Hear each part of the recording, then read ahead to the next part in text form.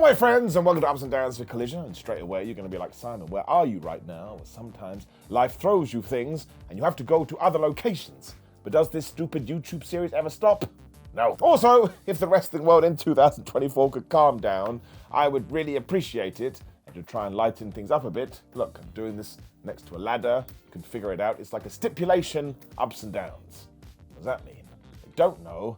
Let's just do the show. The best thing about last week's AEW Collision is it's just so easy to watch. If you want 2 good hours of sports entertainment, this is how you do it. What a way we kick things off too, because yes, once again, I'm going to talk about this later, what it probably does need is a little bit more jeopardy when it comes to the matches. But we did do Eddie Kingston versus Bryan Keith in a Proving Grounds match for the Continental title. And after we were done, I think we surprised Bryan by giving him a contract. He's all elite. Now, either he is the best actor ever and deserves some kind of award, or this took him completely by surprise, but it made me feel warm and fuzzy in my tum-tum because he was so damn happy. And that translated out of the screen. I was wiping something from my eye. Then I realized I had a fork in it. Even if Eddie did know he didn't care about any of this, was just beating the hell out of this guy when we did start, and he started to give him some chops. Listen how good that sounded. Now, eventually Bryan did headbutt him when they fell out of the ring, when he threw the king into Barry Barricade. And I was like, why are we still doing this? He passed away in 2023. Let Bazza rest. Bryan continued to just slam him and headbutt him too, so you can't say he didn't have a plan. And once again, when they did go to the outside, he hit a cannonball. I was like, well, I'm looking at my made-up strategy here, and you're doing really well. Tiger Driver then failed, so Kingston hit him with an exploder. But that's when I think Bryan Keith realized this is just a maths game, so he hit him with an exploder too. When he finally got the drive of the Tigers, and he got a 1-2, ooh, of course he did. And he then chucked him again, so Bryan came back with a big old enziguri, but he never saw the DDT coming. That kind of knocked him all woozly-boozly when he got absolutely wrecked with that back elbow. He didn't prove himself at all. 1, 2, 3. This is when we did get all the big contract stuff, though, and that was absolutely lovely jubbly. And Bryan Danielson came out for his match, and he just shoulder barged him, sort of, so he started to plant those seeds. And I bet Bryan was like, listen, you're called Bryan, and I'm called Bryan, and you've just signed a contract, and there can only be one Bryan, and that's me, Bryan. What are you talking about? The point is, it's getting it up. John Moxley was also cutting a promo before all of this, because of course he hates the CMLL guys now. And he said something along the lines of, we're not like those lazy wrestlers from the other company, or words to that effect. Now, I could be completely wrong, but it kind of sounded like he was taking a shot at WWE. Now, I like it when we take shots. Sometimes they're fired. But seriously, in 2024, all wrestlers work hard. There's so much effort, I don't think we need to say it. Of course, though, we are building this Blackpool Combat Club versus CMLL feud. I actually don't know how that can be bad. This was proven instantly because it was Bryan Danielson versus Hechicero. I'm probably getting that name completely wrong. You're like, Simon, I hate you. Why can't you do a better job? And that's fine. I'm thinking that. You're thinking that. My parents are thinking that. Just leave me alone. And yes, look, I totally get it. It would have been better if we built this for weeks. But who gives a flop? These two got in the ring and they put on a technical masterclass. It was absolutely beautiful. The commentators also made sure to put over Hechicero as one of the best Mexican technical wrestlers of the last 20 years. And we know that's the same for Bryan Danielson, so they just came together. They made this wonderful bonanza that everybody should go and check out right now. I mean, some of the transitions and reversals they were doing were proper 2 + 2 = potato, where they also had kind of like a leg lock contest. And Nigel McGuinness was great here too, because he was all like, Hechicero, he is so damn good. And then when Danielson basically did the same stuff, he was like, man, how boring. The strikes then began, and they were booting each other so damn hard. And of course, when somebody went for a Hurricanrana, that was turned into a sunset flip, because this was properly like, whatever you're gonna do, I know how to counter it. And the other guy was like, well, that means nothing to me, because I can counter that too. It was nuts. Hechicero had Danielson's number so badly that we had to scramble to the ropes, when all of a sudden we learned there was a theme on this week's episode of Collision, which is what the headbutts were all about. That's what the masked man went and did. Bryan then went for one of his own, but he totally missed and fell into an armbar, which is when Mr. CMLL somehow turned that into a pin.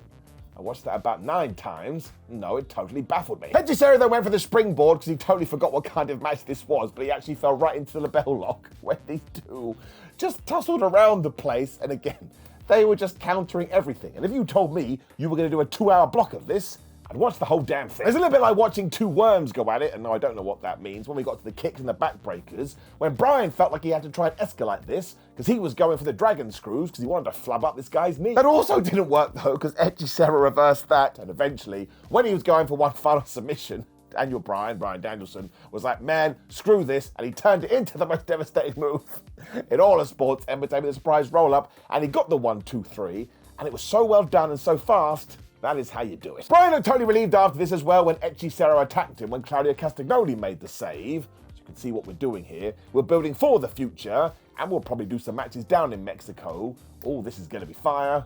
Oh, this is getting it up. FTR and Daniel Garcia were then chatting to Lexi Nair, and they were all like, we didn't know we were going to come together like this. But boy, howdy, we're really pleased about it. Cass and Dax were also a little bit miffed that they're not in the tag team rankings, which is a very fair point. But given that they are in the trios ones, well, why don't we go after some of that gold instead? Well, you're damn right. It also means the chapter with the House of Black is done, so they're going to go after Christian Cage and the patriarchy. I don't really understand where that has come from. They're all so good, I don't actually mind. When Collision peaked, I mean it. The Outrunners were here, and I don't think I could love them any more if I tried. I mean, they totally understand what their roles are, they totally understand their characters, they totally understand wrestling, and they just want to have a good time.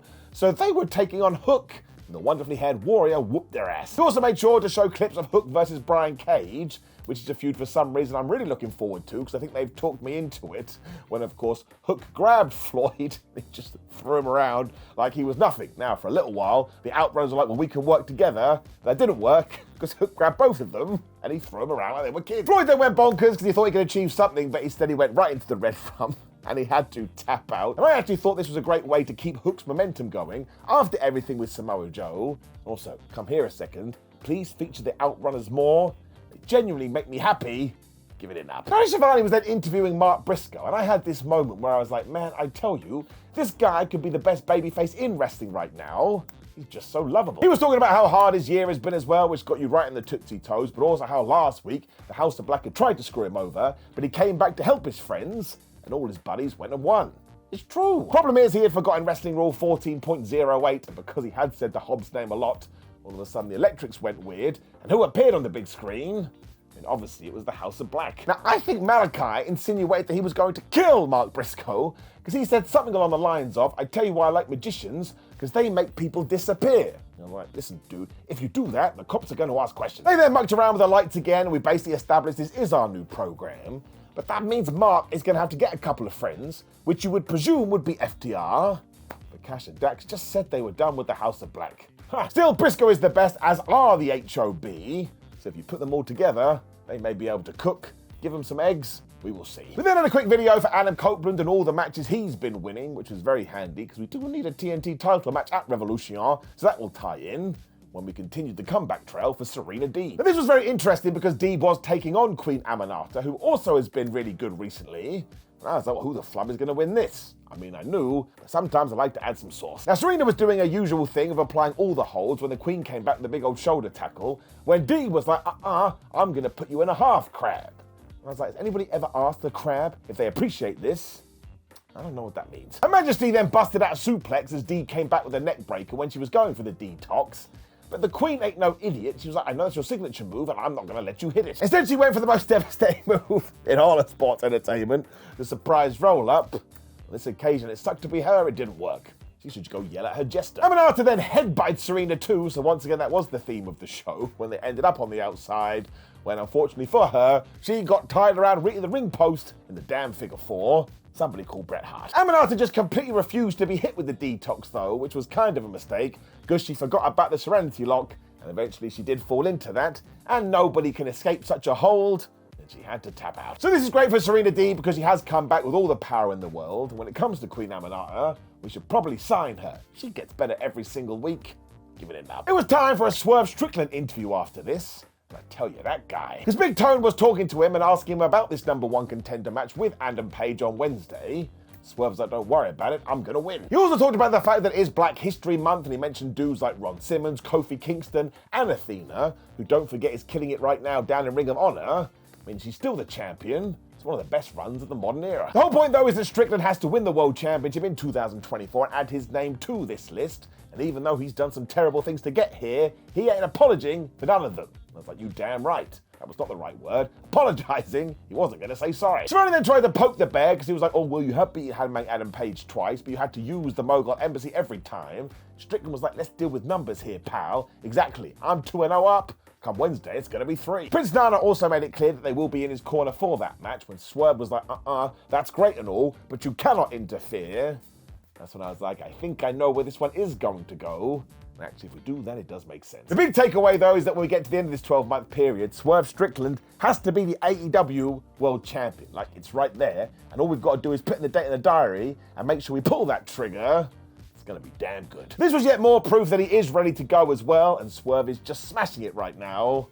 So much so, he's getting it up. Tony Storm and friends were then having a big old chat backstage, and this is going to go so badly, because Mariah Ray was trying to talk about her wrestling. The Timeless One was like, I don't care. She also threatened to eat Gianna Perazzo, which is the second time she's done that, when I swear she said to Luther something along the lines of, we need to make a video proving that I'm a great technical wrestler. Now, come here a second. We need to do that, AEW. And we need to do that right now. We can also tie it into what was next because she is going to be taking on Red Velvet on Dynamite. So here it was Red Velvet versus vsixon. Almost like this stuff is planned. Instantly Red smashed her with a leg lariat and a bulldog too. And she hit the least devastating move in all of sports entertainment, the Blue Thunder Bomb. Did it work? Of course it didn't. It never does. Now Vixen was able to regroup with a big old boot. That was about it. Because she went for a slam. That got reversed. Red was kind of done with it. She slammed her with the back of the knees to the back of the head, or the double knees to the back of the head. What I just said made no sense. And she got the 1, 2, 3.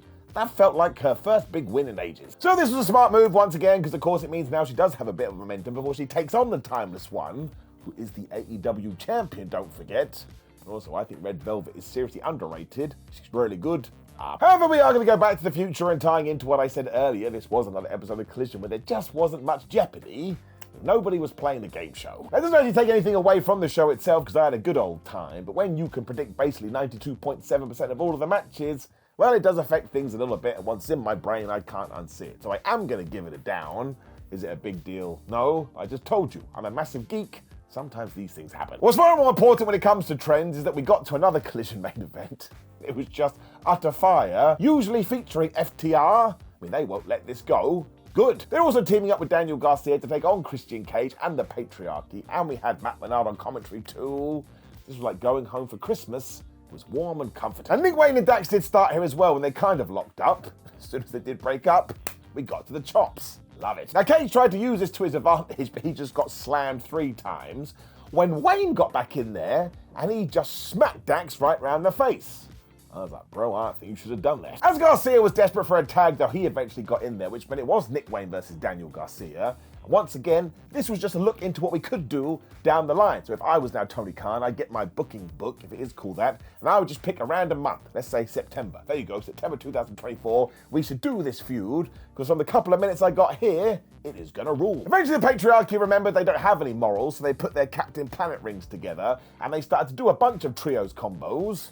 I was like, yeah, why wouldn't you? Sadly, though, they hadn't been watching the show at all because they went for a headbutt and totally missed. And this is when the commentators started to go, wait a minute, that old Luchasaurus, now Killswitch, he hasn't been in this match, so everybody needs to be worried because don't forget he's a dinosaur. So FTR went for a spike pile driver, and have a guess who broke it up. That's right, it was the T-Rex. As Cash and Dax had to go sort him out too, all of a sudden Nick Wayne was back and he hit code red when the tag klaxon went off, and it was just move, move, move, move, move. Now Dax was able to get a back suplex in there when a bunch of guys found themselves on the outside of the ring, when the Patriarchy had a little bit of confusion or miscommunication. Now I'm a bit worried about Killswitch here, because he keeps getting into these scrapes, and do you not think he's already sad enough? Of course he is. His whole ancestry and family died billions of years ago by an asteroid. From there, Harwood got the hot tag, but I was totally lost, because this was going all over the place, but that was totally fine. He stopped Wayne, he smashed Christian. Daniel then quite literally threw Cash and Killswitch before Nick got brain busted.